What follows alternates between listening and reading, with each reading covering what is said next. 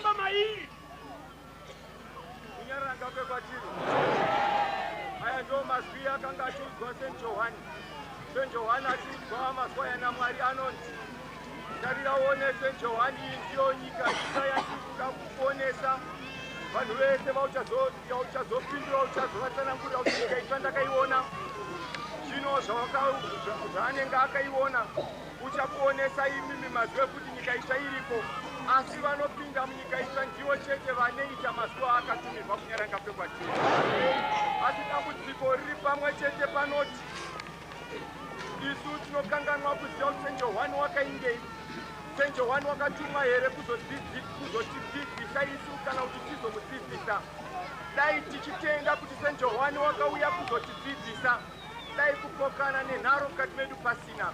Nekuti avo vanomirira kudzidziswa vanoguma kudzorwa ndiye, vanoguma kuburutswa nekudzikiswa kana kuradzikwa ndiye, nekuti vanoziva kuti ndiye chete wakagadzwa kuti tizogara naye munyika itsva kunyaranga kwekwatiri. Asi nharo nokukakavara zvirimo mukati medu ndio mazwi akaoneswa iye kuti iyi nyika ichagara chete avo vanotenda mazwi anda kutumira. Hatizive kuti vasingatende mazwi akatumirwa vachagarawo papi kunyaranga kwekwatiri. Saka takaungana madzimai nevarume ngatichionai kuti hana dzedu tiri kuteera here mutumwa muzviro zvese zvaari kutiudza. Mazwi ese anotaura siku nesikati uye zviga zvaanotema nhasi kana mangwana kana kuswera mangwana tiri kuzviteedza here. Kana tichiteedza izvozvo hapana kupokana munyika itsva tichagara kunyaranga kwekwatiri.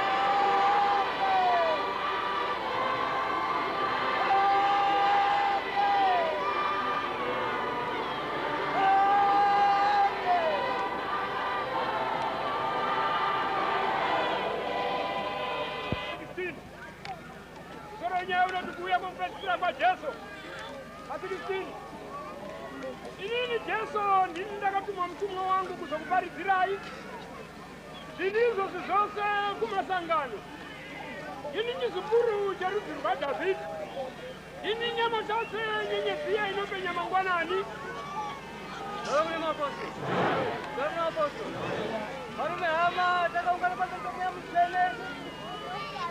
Zvikuru kwazvo apa masangano ngachiverengwa. Kune vari kuteerera kuti vazive kuti tsamba iri kutaurwa ndiani. Zinaba masamba etanga achwele kwa pano. Sasa ningesano wako kwanza kutibaraza wabo. Kwa pelino pasi. Kutijwani urikuja uzoi ngasano akade. Zinaba panya kwitilisiaga Jesu Kristo mwana komana wa Mari. Wapamule patigao. Komu siamuka timwe wanu. Kuti nini Jesu. Nini nakatuma mjino wangu uyo. Kuti amu kupupulile ini. Kuna kupupulile alipa chechi. Sekutewa kwa itamu walengi muno. Wati Joani uno wakola kupupulia sokorino. Babu sobe masanga nwejese. Hata ulu kuna mnukuta kwa saka kwa poto. Saka nazi Joani uno chaula kasa kutenga. Alimukatimwe jembe. Alimukatimwe saka kwa poto. Sasa ngana hapa mzia mbogoto kwa poto. Saka uji nisakati Jesu. Jesu ndiye wakabusi. Kitu zino mbasila. Kuna wane moyo mkukuku. Wana fungi siya kuti Joani wakawe. Wakaita chino sasa hake. Sekumuka kwa kabuka wa moyo. Kiti wono. Kukoma hao. Yalo kune maposo. Yasi nombo mwana wa mwari. Yalo kune maposo. Kana mnakapora. Mwakaita kuti siya mambo yakwe. Yalo kune maposo. Uyana mwenga wanu tuyai. Wanu wose wanu nchonga watu uyai. Chaizo. Anina nenyota. Hizo so. Auye. Pana. Wanu wose wanu dasamo. Hizo. Kama uye wasonjera furaya. Gata wawama kutuyai. Wanonga waswasokwani kunzayo. Kana washina habo. Gawa uye pano kuna Joani. Wee sauri utakula mambo ya kwenye peli. Gawa ya mwe mvura. Ula isika tembu ilipacheda. Gawa kuna mabosi. Wee sawa na nzaka. Wanola kukutiswa. Gawa uye wa mwe mvura. Wano kukutiswa timari. Gawa kuna mabosi.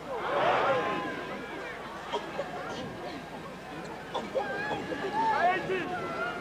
Inini Joani.